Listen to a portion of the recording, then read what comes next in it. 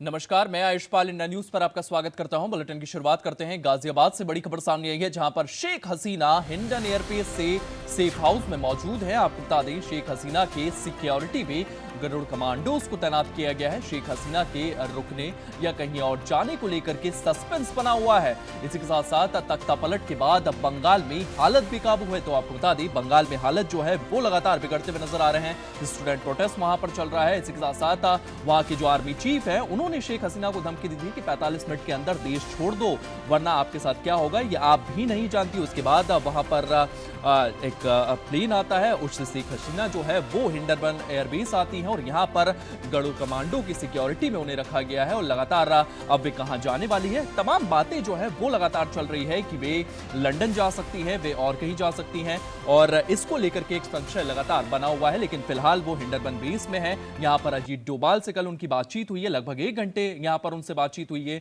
और उनकी सुरक्षा के लिए यहाँ पर गरुड़ कमांडोज जो है वो भी तैनात किए गए।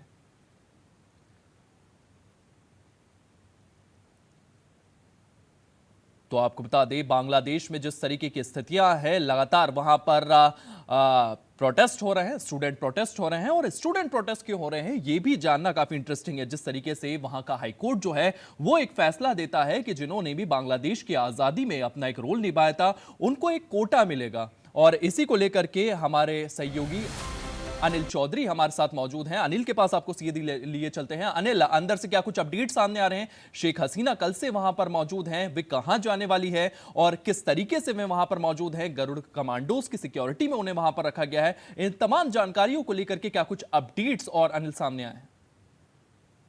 देखिए, मैं थोड़ा विस्तार से मैं बताना चाहूंगा। कल जब बांग्लादेश में जब हिंसा छिड़ी और उसके बाद जो है शेख हसीना भारत की सीमा में आई और पहले उन्होंने रक्षा मंत्री से बातचीत की और प्रधानमंत्री से बात की और ये फैसला लिया गया कि उनको भारत लाया जाए। तो उनका जो विमान है वो भारत में आया और कड़ी सुरक्षा के बीच आया, क्योंकि C-70 भी साथ में रहा। जैसे ही भारत की रडार में इनका विमान आया, तो उसके बाद जो है भारत की जो वायुसेना है वो लगातार उनकी सुरक्षा में जुट गई और उनको सफलतापूर्वक जो है गाजियाबाद के हिंडन एयरबेस लाया गया और रेड कॉर्पेट पे उनका स्वागत भी किया गया। खुद NSA अजीत डोभाल उस वक्त मौजूद रहे और तमाम जो सुविधा उनको दी गई। और ऐसे में जो उनका प्लेन है उसकी रिफिलिंग भी की गई और उनका टेक्निकल मुआयना भी उनके प्लेन का किया गया, क्योंकि आगे की प्लानिंग अब उनकी चल रही है, आखिरकार उन्हें कहाँ जाना है। हालांकि ये कहा जा रहा है सूत्रों के हवाले से, वो पहले दिल्ली जाएंगी और दिल्ली के बाद में हो सकता है लंदन की तरफ वो जाएं। इस अनिल, ये तरीके तमाम की बातें जो सूचना हैं ये मिली है। लगातार सामने आ रही है। मैं सबसे पहले आपसे जानना चाहूंगा कि अंदर अजीत डोभाल, उनसे 1 घंटे मिले थे, वहां पर बातचीत हुई है, क्या कुछ तथ्य अंदर से सामने आ रहे हैं? ये तमाम कयास लगाए जा रहे हैं कि वे दिल्ली जाएंगी, PM से मुलाकात करने वाली हैं, उसके बाद वे लंदन जाने वाली है। इसके अलावा और क्या कुछ अपडेट्स वहां से सामने आ रहे हैं?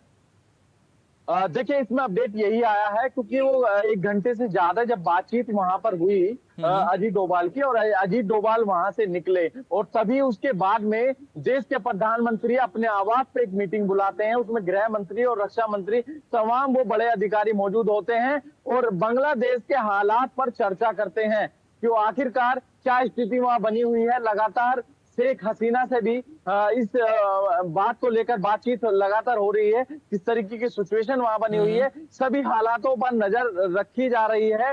फिलहाल की बात करें तो सुरक्षा बेहद चौकन्नी कर दी गई है। गाजियाबाद के इंडियन एयरबेस पर लगातार जो हेलीकॉप्टर हैं वो लगातार वायुसेना के भ्रमण कर रहे हैं, लगातार जो है राउंड लगा रहे हैं चारों तरफ, कोई भी प्रॉब्लम शेख हसीना को ना हो। और साथ ही मैं आपको बताना चाहूंगा, जैसे ही कल भारत की सीमा में एंट्री हुआ था जब इनका विमान, उसके बाद से लगातार ये भी चेक किया जा रहा है कोई और विमान तो नहीं आ रहा है या कोई ऐसा कुछ इस तरीके की वो तो नहीं है। सभी चीजों पर जांच जो है लगातार अब की जा रही है, नजर रखी जा रही है बारीकी से।